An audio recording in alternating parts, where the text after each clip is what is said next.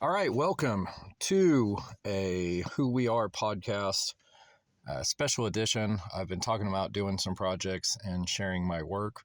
And so today we are going to look at building 10 cutting boards, and I'm trying to get that down to about 20 minutes long. So it'll be kind of fast, but I'm just going to walk you through what it takes. So sit back and let's do this. If you enjoy it, please make sure you hit that like button and subscribe. And I would love to hear your comments. All right, see you on the other side. All right, so I'm starting at Mason's Mill, the local mill that we have here. And I am getting some rough cut maple, walnut, and purple heart. I'm going to go to the saw and start cutting these pieces to about 22 inches long. And I'm just trying to get everything in a basic length so I can start running it through the planer. If you're not used to using a saw, it seems to work a lot better if you make those multiple passes through the thick boards.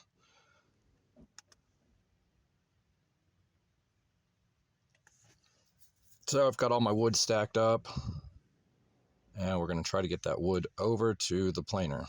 Come on, boards. Good job. Takes a lot of work to train these boards to want to go over to the planer themselves.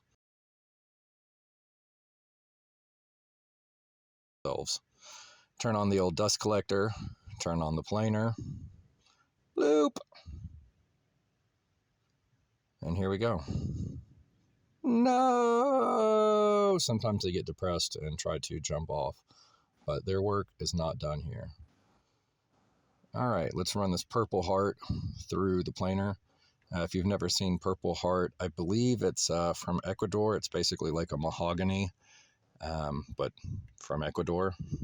Really, really pretty stuff. And I really like the combination of purple heart, walnut, and that hard maple. Great for cutting boards too. Really dense wood.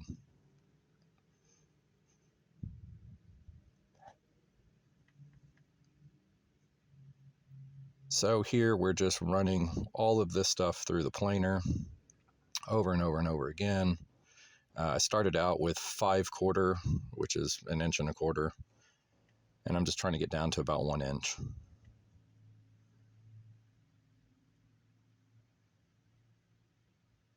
And just to be clear, this is really about 2 days worth of work condensed into 20 minutes. All right, make sure you use that push stick on the joiner. Don't want to get your hands in there. And so what I do is just get one clean edge on the joiner so that I can run these through the table saw, and then I end up with 2 parallel sides.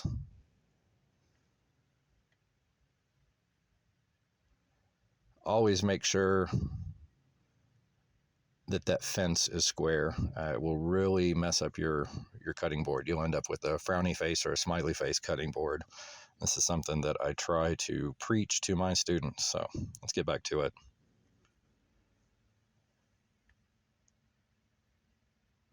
Joint, joint, joint, joint, joint, joint, joint, joint, joint, joint.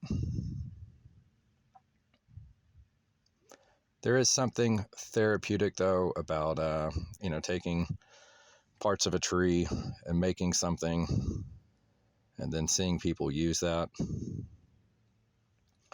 And I think there's something almost meditative about just doing that repetitive task over and over and over. I love getting into the zone and forgetting that time is constantly marching by.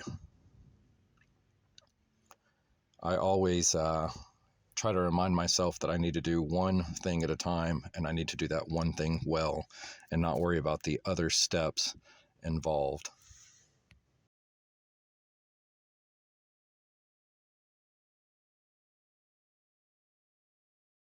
So here we're running the walnut through. Really, really beautiful wood. I always think if a walnut tree has to be cut down, then I want to make something that will last and something that will be beautiful. Try not to waste anything. All right, that's done. Kill the dust collector. Let's head over to the table saw. Make sure you're using that push stick. And I'm going to start getting both sides of these pieces of wood squared. Hello. Hit that like button, please.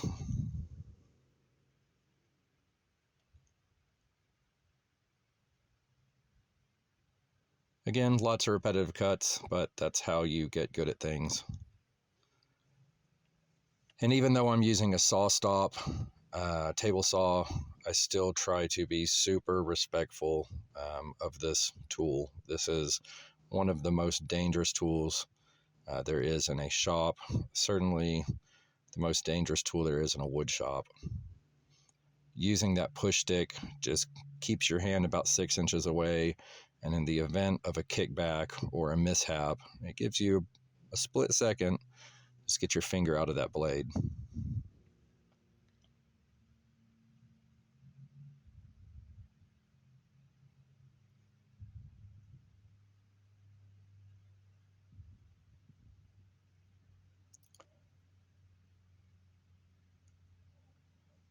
I certainly need to adjust the outfeed table of my table saw. I had just moved it this past week.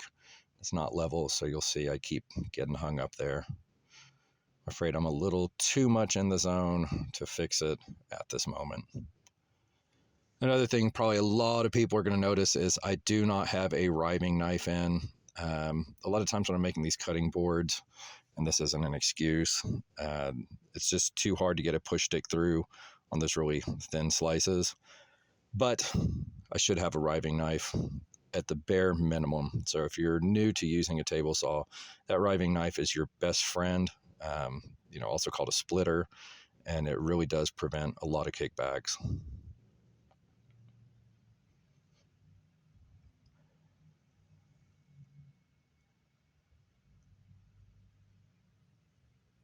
That push stick is garbage. Bow! What am I not amazing at? Actually, I think I missed that. Yeah, I missed it.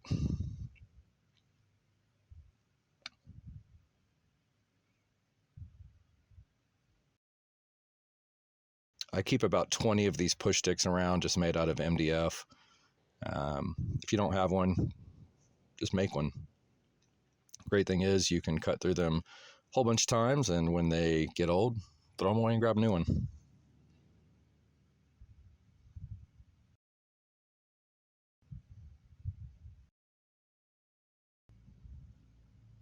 That's a lot of pieces of wood. That's a saw blade. That's me. I've been really into wearing this face mask. It's Lexan. I don't like wearing safety glasses with a respirator, and so this full face respirator is really pretty nice. It's a little bit pricey, but it's got great air quality for all the dust in the shop, and I'm pretty confident that that Lexan face shield is as strong as safety glasses.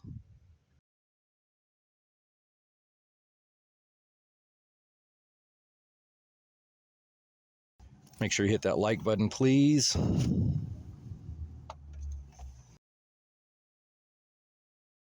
And while I'm thinking about it, I'm going to go ahead and just check this for square. And it looks like it's good.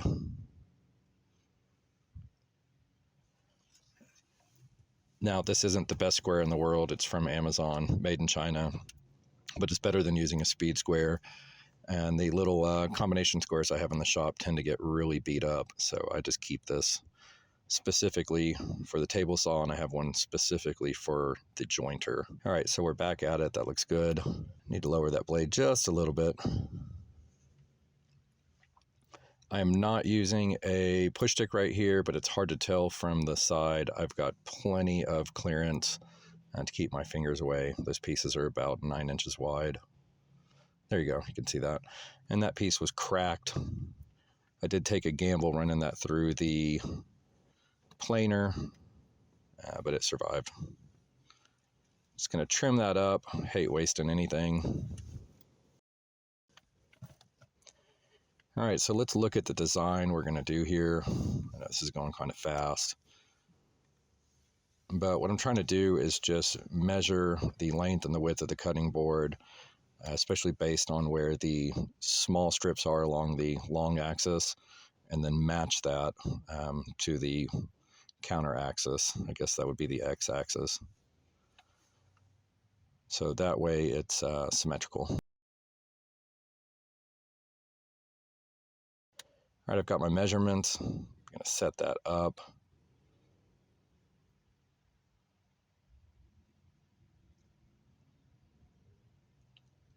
Right now I'm just cutting the sides and the body out of those solid pieces of walnut and maple.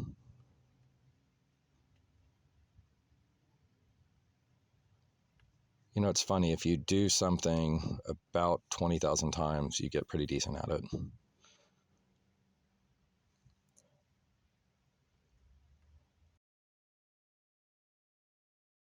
Set this up so I can run my thin little strips. Yes, yes, run those strips.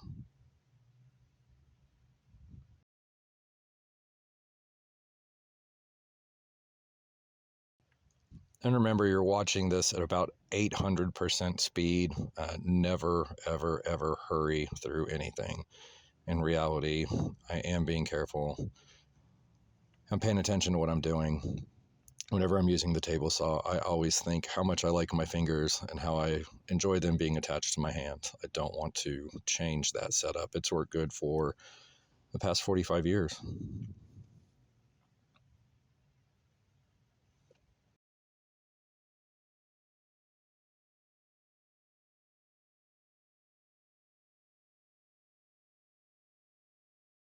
All right, so I've got my strips, alternating colors.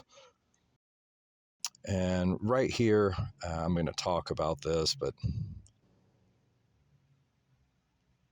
I could add some Purple Heart, but honestly, it would be, it'd be beautiful just like that. But I'm going to go ahead and do those cross stripes with it. And so I've got walnut and maple and walnut, but I think I'm going to go ahead and add a little bit of Purple Heart just to mix it up. So we're going to jump over here to the glue up. I always talk about this. I hear a lot of people saying, they only use Titebond 3, waterproof, et cetera, et cetera. Personally, and you can take this as you want, I use Titebond 1. It's cheaper. I have cutting boards that get used daily that are over 10 years old, and they constantly get washed. I think it's mostly just important that you get 100% glue up, so don't be light on the glue. I make sure that both sides that touch each other are 100% coated. And I've normally got pretty decent, if not excessive, squeeze out, but glue is pretty cheap, and I want these to last. Try to make sure they're even underneath. I don't want to see any light so that they're not bent, and that goes back to checking that angle on the table saw. So I'm going to let these dry. Tomorrow I will cut them apart, and then I can do the cross pieces.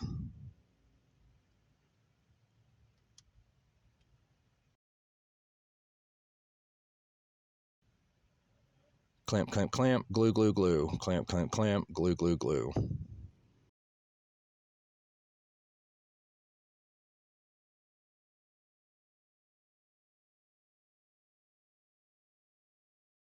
Always make sure to keep a wet rag or maybe like a Bondo spreader or something and get off as much of the excess glue as you can.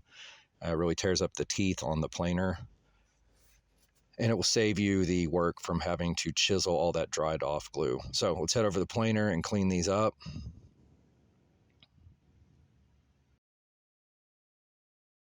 I always try to make the cutting boards a little longer than my targeted length, because when you clamp them together, the boards tend to slide across each other.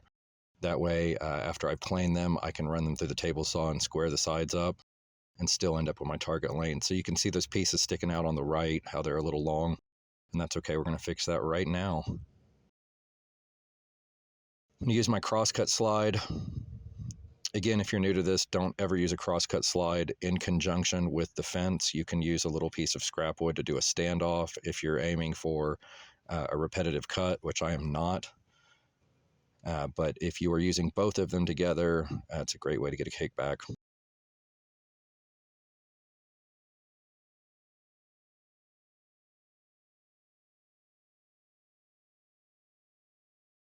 The other thing I would say is that if you're going to do this for the first time, maybe make one, but then after that, it's just as easy to make 10 as it is one.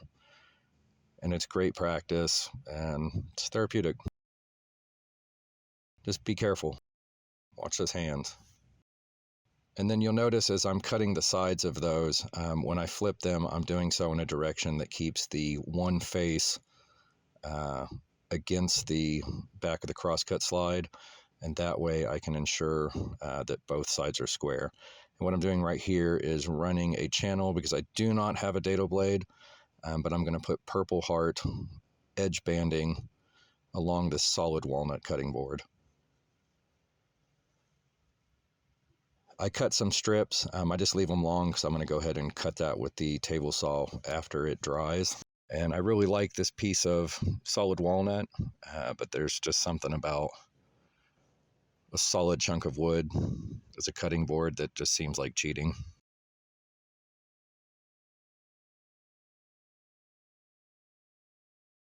Tap that in, make sure it's glued really well. It was just a 1/4 inch strip by 1/4 inch deep. But when it's done and it's flush, it's a nice little hint of color to break up the monotony.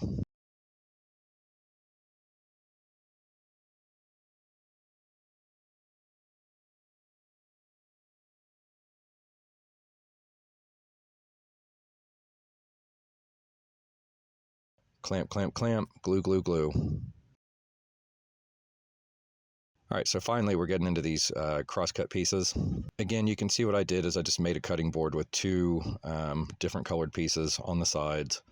And then after that, I cut it and I added 2 pieces 90 degrees to the other. You'll also see in there that I nailed them in. That way I don't have to worry about them moving. Makes it a little easier when I'm doing that clamping.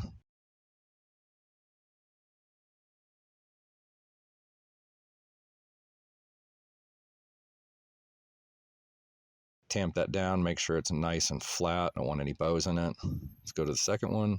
On one of these, I just did walnut strips, and then on one of them, I did walnut and Purple Heart. All right.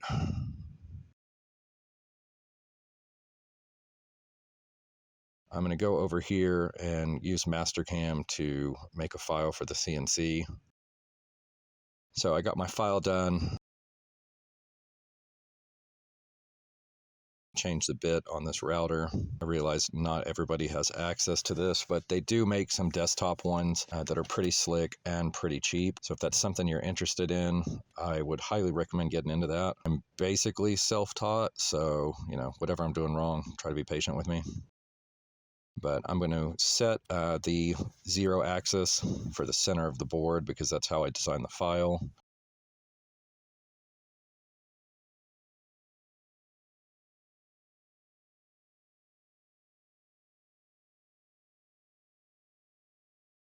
And then I'm going to touch off right here, and that just allows the machine to know how thick that piece of wood is. So let's get at it. Boop.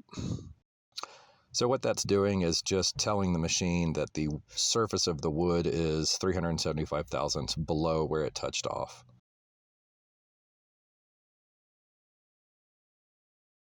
Clean this up a little bit.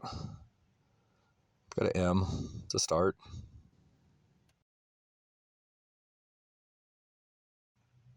Also, you notice how I have that clamped.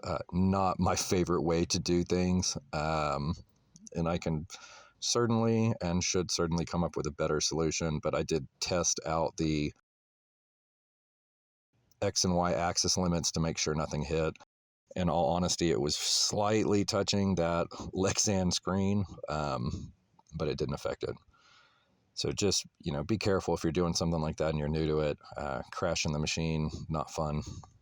and it can be real expensive. All right, so we're making progress here.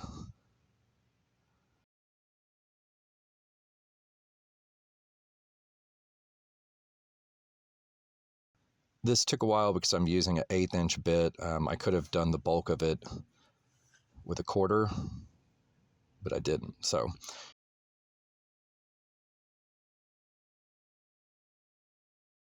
you can see the epoxy going in. You can see the different stages. There's the epoxy sanded. Let's see what it looks like polished. Beautiful. There's that edge banding. Again, there's the Texas Star.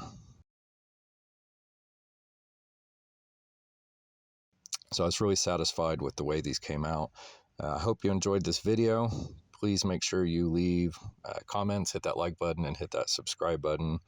And I appreciate you. Thank you for letting me do this and letting me share this with you.